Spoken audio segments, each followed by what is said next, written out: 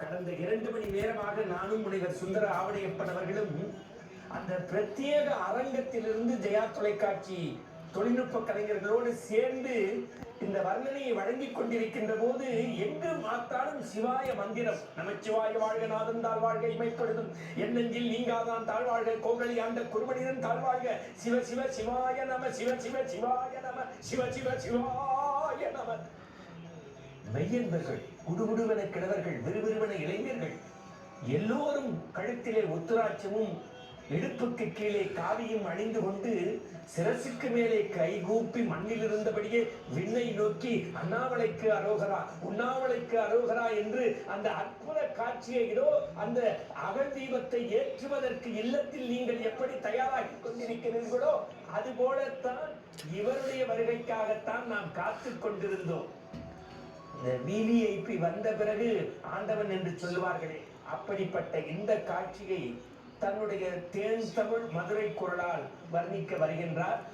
நாம் ஆணவம் கர்மம் மாயை நீங்கி கற்பூரம் போல கரைவதற்கான ஆயத்த பணி நீங்கள் தயாராகுங்கள். இப்பொழுது வர்ணனையை முனைவர் சுந்தர ஆவடையப்பனவர்கள் தயாராக இருக்கிறது.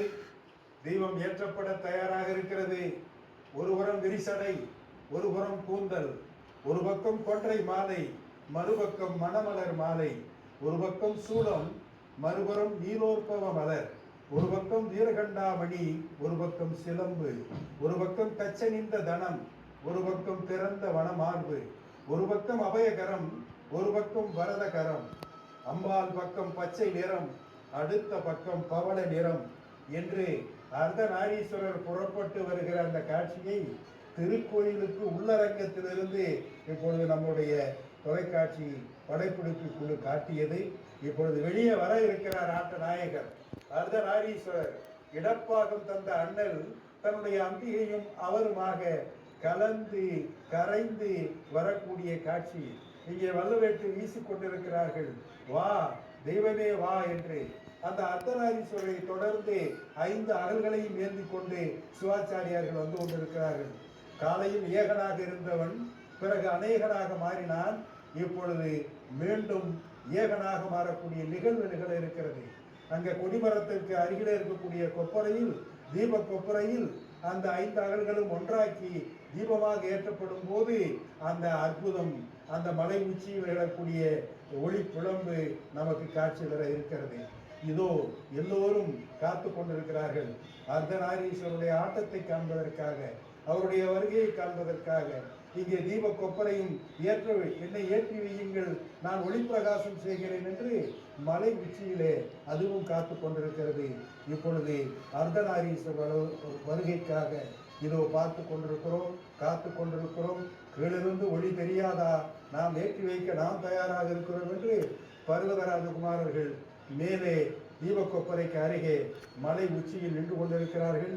இங்கே திருக்கோயிலுக்கு முன்பாக, தீப தரிசன மண்டபத்திற்கு முன்பாக எல்லா பொதுமக்களும், எல்லா முக்கியஸ்தர்களும் இங்கே கலந்து அருமையாக நின்று கொண்டிருக்கிற காட்சியை பார்க்கிறோம்.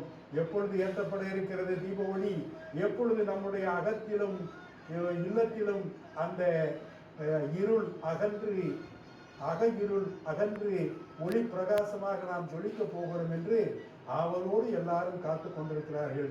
இப்பொழுது வர்ணனையை சொல்லின் செல்வர் மணிகண்டன். ஈசனடி போற்றி, எந்தையடி போற்றி, தேசனடி போற்றி, சிவன் சேவடி போற்றி, நேயத்தே நின்ற நிமலனடி போற்றி, மாய பிறப்பிறக்கும் மன்னனடி போற்றி, சீரார் பெருந்துரை நம் தேவனடி போற்றி, ஆரா இன்பம் அருள்மடை போற்றி என்று எல்லோரும் போற்றியை சொல்லிக் கொண்டு சிரசுக்கு மேலே துண்டெடுத்து சுத்தக்கூடிய அந்த மகோ உன்னதமான காட்சியை பார்க்கின்றோம். இந்த பிறவி எடுத்ததன் நோக்கமே தீபம் பார்ப்பதற்குத்தானா? இந்த விழிகள் படைத்ததன் நோக்கமே தீப தரிசனை காப்பதற்குத்தானா? தீப தரிசனம் பாப விமோச்சனம், கோபுர தரிசனம் கோடி புண்ணியம்.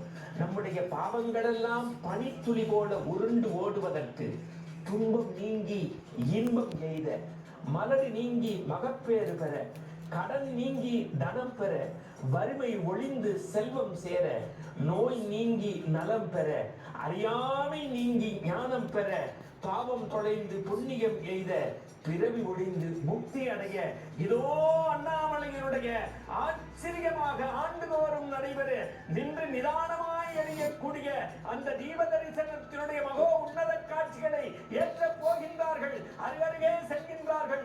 ஒரு முகம் ஏற்றினால் மத்திய பலன், இருமுகம் ஏற்றினால் குடும்ப ஒற்றுமை, மூன்று முகம் ஏற்றினால் புத்திர சுகம், நான்கு முகம் ஏற்றினால் பசுபூமி, ஐந்து முகம் ஏற்றினால் அனைத்து நலன்களும், துன்பம் நீங்கி இன்பம் பெய்த, சனிவீனை நீங்கி கிரகதோஷம் நீங்கி எல்லாம் கைகூட இதோ ஆண்டவனுடைய சன்னிதானத்தில் இதோ திருக்கோயிலுடைய மலை உச்சியின் மீது அண்ணாமலைக்கு அரோகரா, உண்ணாமலைக்கு அரோகரா என்று சொல்லி வானாகி மண்ணாகி வழியாகி மொழியாகி ஊனாகி உயிராகி உண்மையுமாகி இன்மையுமாய் கோனாகி ஆதரன் தன்றவரவரை கூத்தாட்டும் வானாகி நின்றாரே என்று சொல்லி வாழ்த்துவேனே என்று எங்கு நோக்கினும் சிவமந்திரம் பஞ்சாட்சரம் விண்ணை முடக்கக்கூடிய வகையிலே ஆடி ஆடி பாடி பாடி துன்பத்தை எல்லாம் நீக்கி மலையரம் சிறந்து மங்களம் பொங்க தீபலட்சுமி சுடர் தமிழகம் என்னும் கட்டளி வீசி பரங்க பாரதி சொல்வானே எந்தையும் தாயும் மகிழ்ந்து குடாது இருந்தது மின்னாடு,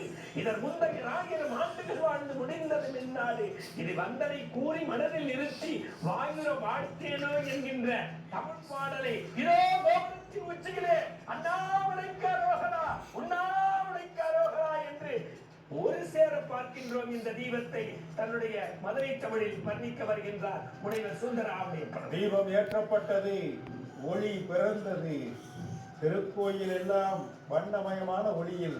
அங்கே பாருங்கள், தீப தரிசன மண்டபத்தில் எல்லா பஞ்சமூர்த்திகளுக்கும் அற்புதமாக ஆரத்திகள் அபிஷேகங்கள் நடந்து கொண்டிருக்கின்றன. தீபம் ஜோதி பட்டொளி வீசி பறக்கின்ற காட்சியை இப்பொழுதுதான் பார்க்கிறோம். கொடி பறக்கும், ஜோதி பறக்குமா? ஜோதி ஒளி வீசும். கற்றையை சிவன் தன்னுடைய முடிக்கற்றையை அவிழ்த்து விட்டு நடனமாடுகிற அற்புத ஜோதி நடனமாக இந்த காட்சியை பார்க்கிறோம். நண்பர்களே, திரு அண்ணாமலையின் உச்சியிலே அந்த தீப கொப்பரையிலே தீபம் ஏற்றப்படுகிறது. அர்த்தநாரீஸ்வரராக ஆட்டம் போட்டு ஆனந்தத்தை வெளிப்படுத்திக் கொண்டிருக்கிறார் சிவபெருமான். அர்த்தநாரீஸ்வரர் என்று சொன்னால் இதுதான் 5 அகல்கள் காலையில் பரணி தீபத்தில் ஏற்றப்பட்டவை ஒன்றாக்கி மலை உச்சியில் ஏற்றப்பட்டு எப்படி பாருங்க, ஒரு கனெக்டிவிட்டியை உருவாக்குறாங்க.